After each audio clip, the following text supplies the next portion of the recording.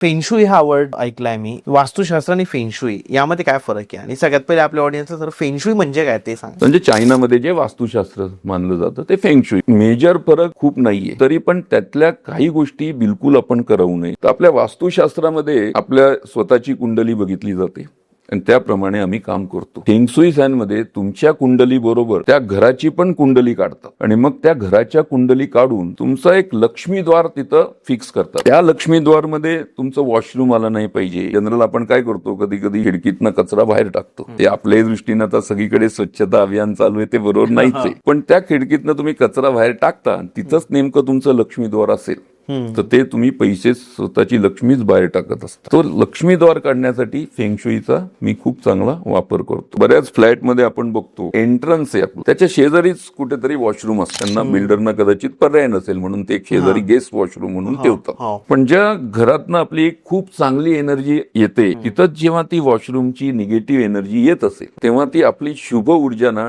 Drain out होऊन जाते. Main entrance दुसऱ्या सगळ्या एंट्रन्स पेक्षा मोठा पाहिजे. तुम्ही एक्वेरियम किंवा फिश टँक ऐकलं असेल की प्रत्येक जण फिश टँक ठेवतो, ती मात्र आपण बिलकुल ठेवली गेली नाही पाहिजे. आता मासा ही मुक्त संचार करणारी जमात, त्यांना आपण एक लिमिटेड गोष्टीमध्ये अडकून ठेवतो. आपल्याही महत्वाकांक्षा कमी होतात. आपण पण ते चाकोरीबद्दल जीवन जगणं स्टार्ट करतो. म्हणजे फिश टँक हा आपल्या आयुष्यातील खरा खूप मोठा स्पीड ब्रेकर आहे. म्हणजे फुलांचे एक्सपोर्टर होते, हे होते, त्यांच्या इथं फिश टँक त्यांनी ठेवले होते हौसेने आणून, आम्ही काढायला लावले, तर ती बिलकुल ठेवलीच नाही पाहिजे. आता त्या माशांना तुम्ही रेडीमेड अन्न देता. पूर्ण व्हिडिओ बघण्यासाठी YouTube वर जाऊन बँटर विथ चेतन सर्च करा.